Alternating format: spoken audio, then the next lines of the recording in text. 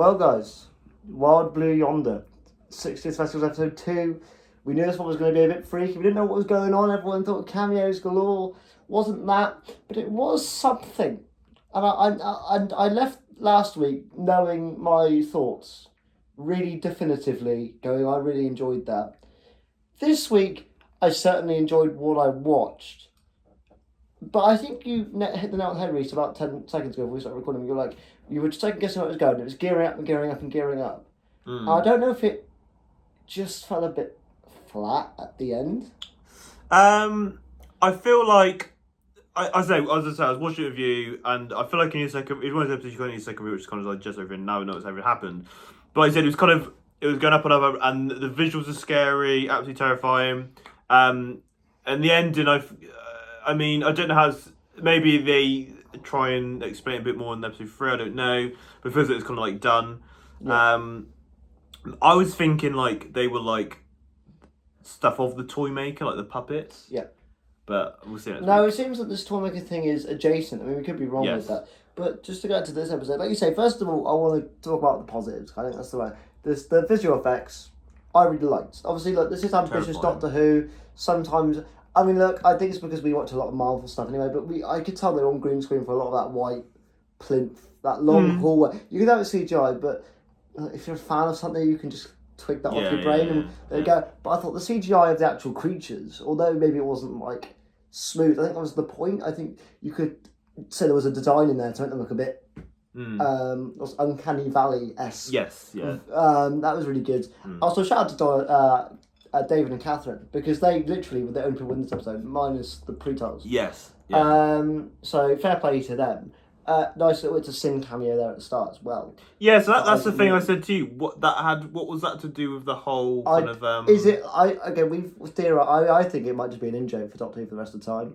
I'm not saying it's a particularly like funny one, but then if they don't use it too much, it can be like if the word gravity pops up like a couple of times in the series. It's gravity, fine. It could mean something. It really could. I don't know how Isaac Newton calling it Mavity changes the entire complexion of the universe. But it's Doctor Who, so that they can entirely, obviously, as the 7th Doctor once said, ripples, blah, blah, blah, potatoes. Maybe that affected the toy maker thing, and then they did something. But I don't know. Yeah, obviously as well, the last scene, I think, filled our hearts. Oh my god, that was unexpected. With joy. Wow. I actually really gutted that we're in a community of people where we get things spoiled, because imagine you didn't know that he was in it. Because we did. We did know that he at least filmed. We didn't know if they'd cut him due to recent events or whatever. Which they would never have done. In hindsight, it would have been unfair to have cut his last work. I obviously, it's down to the family and other people, but I can imagine, considering how much Bernard loved Doctor Who, I mean, he's literally, throughout his career, started in the movie in the 60s and then did it in his later years. Yeah. To see him back, it was beautiful. To see him back, I thought was fantastic, and it sets up the third one, and it also kind of quells those inner theories that he was cut from the first one due to ill health, because obviously that scene was definitely shot as a first meeting. It felt planned. I mean, they wouldn't make the joke about him dying. I was thinking as well, but I thought that could have been a reshoot. However, you can tell by the way this scene is filmed that this was definitely their first meeting, and it is after the events of the first episode, because they're like, oh, you go down there and I'll do it. So it's all to do with this third Toymaker episode. Back to this one. I'm indifferent. First of all, in terms of scare factor, was fantastic. You want to talk about a scary Doctor Who episode? This was that. I don't know outside of that kind of motif and that part of it that it really did much more.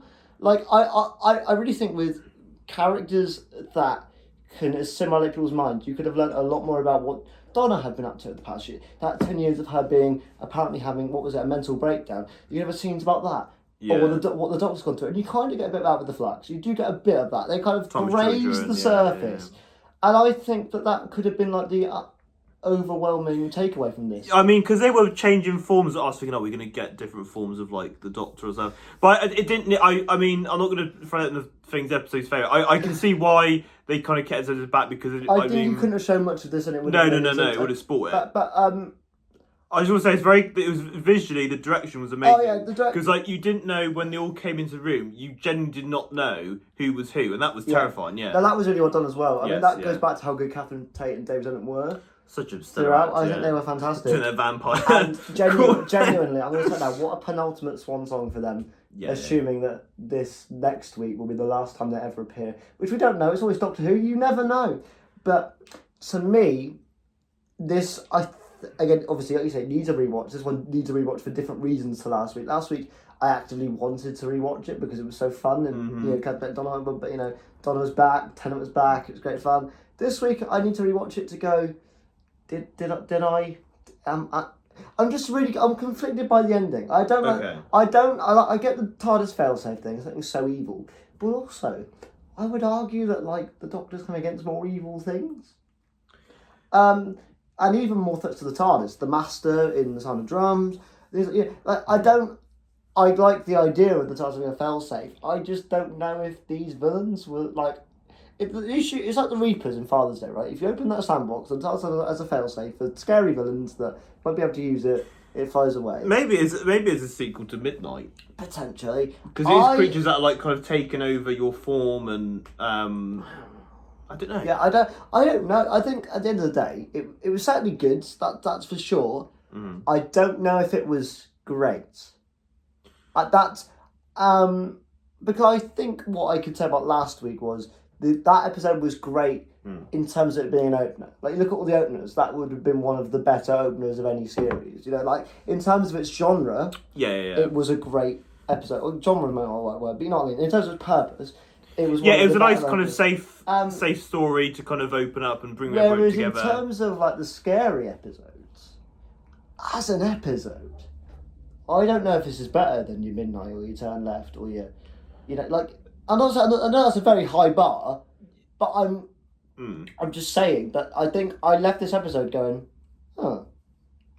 Yeah, again, I said this is obviously initial reaction. So, I mean, I enjoyed it for the most part. I saw what you mean. I was like, it's kind of like, the problem is when you go like horror films and stuff, and you kind of like, you set up, you know, oh my God, what is it? And then the kind of ending, you need to kind of think like, the ending kind of makes or breaks it, doesn't it? Yeah, and I get the fact that it was like the robot was a slow kind of bomb device. Like, that was really good. Yeah. Somehow, again, you have to use a bit of creative license. I'm not going to have a go because I'm not one of those people, but like the fact that those creatures could like turn into like leopards and sprint, and they didn't decide to do that when they could get to the bomb. Bit of interesting one. Just saying it now, but I'm not going to put that against the episode. It's sci-fi, you know, writers need to do what they need to do. And it doesn't destroy my enjoyment. However, the TARDIS just appearing at the last very fucking second to save the... I get in an episode where the TARDIS runs away, you could do that. But I don't know if that's ever a great device. Again, I enjoyed the episode for the most part. But like you say, the ending of an episode makes or breaks it in terms of its overall feel. When you leave it up, like, you know when you leave a film and you like go, the ending needs to make or break it. Yeah. I think I really enjoyed the first 40 minutes. And the scenes between Tennant and Tate, it's a weird sentence, because we don't know what these creatures are, is really good. Like, all that stuff.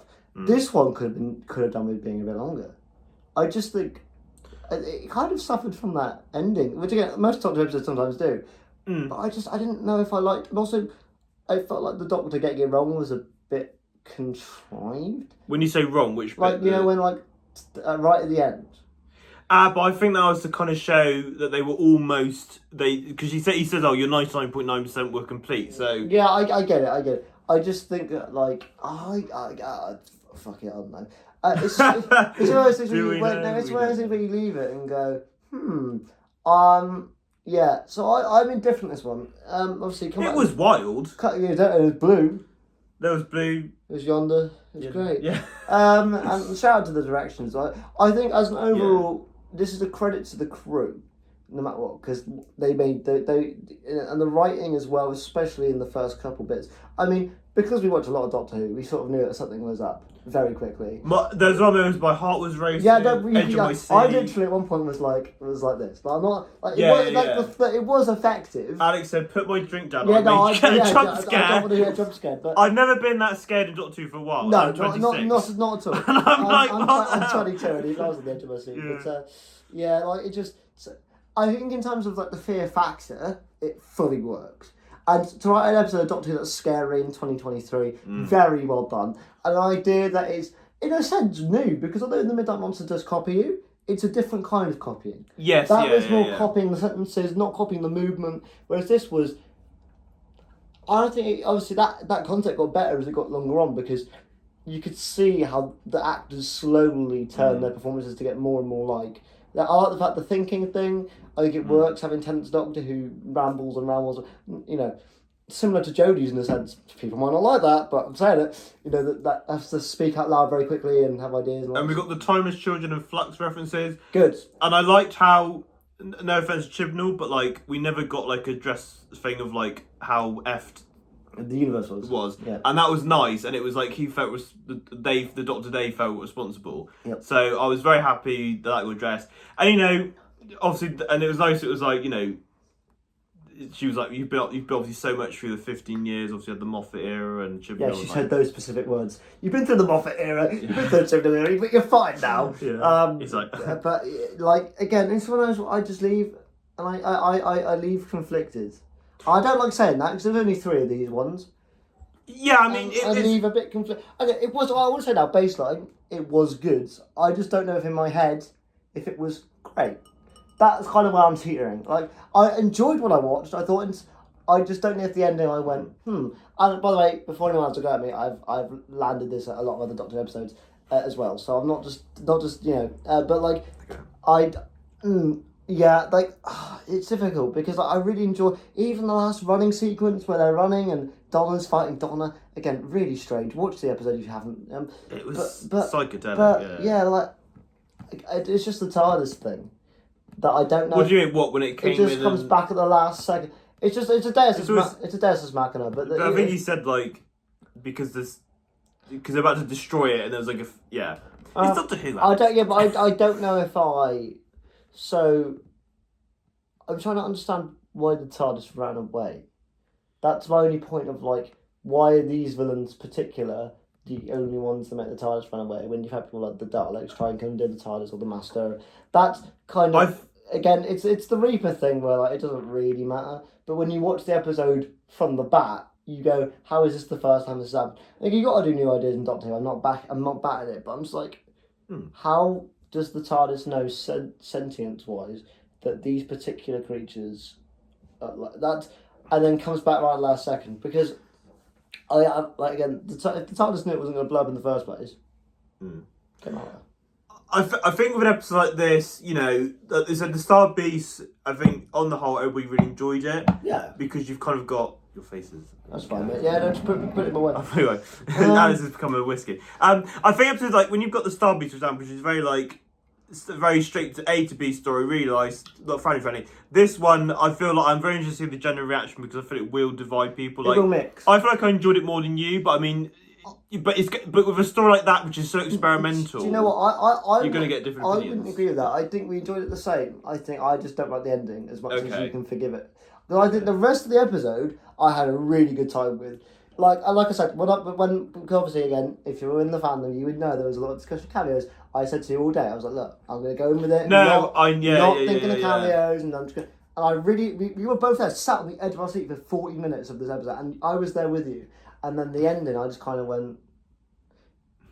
Johnson. And then, but the actual ending. Let's talk about the actual ending, like the one that leads into next week. That was I like exciting. That. I like that a lot. So we get Wilf. Chefs fighting each other. And speaking of chef's kiss, Wilfred Mott. That was back in the show. Thank fuck, like great character, and obviously with Bernard also no longer with us. Nice tribute at the end as well. It's nice. It's not. It's one of those things that's bittersweet to have him, but I kind of feel, you know, I'm very happy that we did get him. I think something would have been missing if we didn't. And I'm saying now, I thought, you know, he went back straight into the role straight away. He was like, you see the facial reactions, like any doubt that he potentially wasn't on his A game within these shots. Yeah, I think the line delivery was there, and that's all you need. I mean, you know, bless him, you know, I don't know how he was or anything, but I mean, he played that so beautifully. And obviously, like, you know, in story context, like, obviously, the last time we saw the Doctor, and now obviously Donna has been missing a memory. He thought the David Tent Doctor went off to die. So for him, it was played so beautifully. I'm so happy we got him back. Even if it's just for that scene, that was, I don't care. It was a beautiful thing. And it sets up, I love how, like, they've come back and, like, I don't know whether it is going to be the Isaac Newton thing that's best over, or obviously it is a toy maker, but it's going to be interesting. Obviously One final game, he says. He does, and we get shots of Tennant regenerating, and shooting the TARDIS. Shooting Gatwa. What the hell is going on here? But interestingly, I've only seen the next time trailer once, so I could be talking up my ass. I thought the shots of this is not an opinion thing. This is just that I thought where Tennant was generating was the same cliff top that Jodie regenerated. Nah, I think that's on the unit tower. I thought I saw grass. We've only watched it once. We've only seen it once. So. But yeah, going into next week, honestly, it's gutted to not have you here for the next week's reaction. I'm not you're being cut. We've recorded your reaction. No, there'll be no straight after reaction next week. No. There won't be any. Just going to go back and say it was certainly good. I think we both enjoyed it for what it was. We need to rewatch it and kind of get the grasp of what's going on. Shout out to that robot, by the way. What a king. Didn't do Jimbo? anything. Was it called Jimbo? Jimbo. We love Jimbo. Get the Jimbo figures. Get the Jimbo plushes. Will there be a Jimbo plush before us Beat the Meat plush? I know. I would respect people. Did you see on Twitter someone's done a petition to do a Beat the Meat plush? I love this fandom. I mean, there's a lot of more bigger issues in the world, but Beat the Meat, mate. Beat the Meat. Does that mean if the petition gets signed, do they have to like? They're not going to debate Beat the Meat in court for Christ. In Parliament. Fucking hell. No, can you imagine? No, but like, is it one of those things that if it does gets enough signatures, it definitely happens? I swear that's one of the things. But like, if it gets imagine that Doctor Who fans, all Doctor Who fans will be checking into Parliament that day to see what's going on. Blue Yonder. But yeah. Okay. So that next week, obviously, to go. Let's discuss that very briefly. Yes. Obviously, so like I said, a mini trailer. It seems. I'm going to suggest that the toy maker is playing people like marionettes and you saw Tennant with the puppet arms. Oh, that was again. We're going to get another like psychedelic. I think next week is going to be much similar to episode 1. Could be wrong with that. I know that Russell said that it's 3 separate kind of things. Yeah, this for isolated. I think that next week's going to be a lot more. I felt like as a 3-part 60th anniversary, I felt like this one feels a bit odd because it didn't really feel like it added much. In terms of if you got them for 3 episodes, if you got them for 6, great, do one of these. Yeah. For me, when you got them for 3, I don't like. Again, if one obviously check out the podcast tomorrow. I have an entirely different opinion. I might love it, but you might watch a few times by then. Yeah. I'm sat here now going.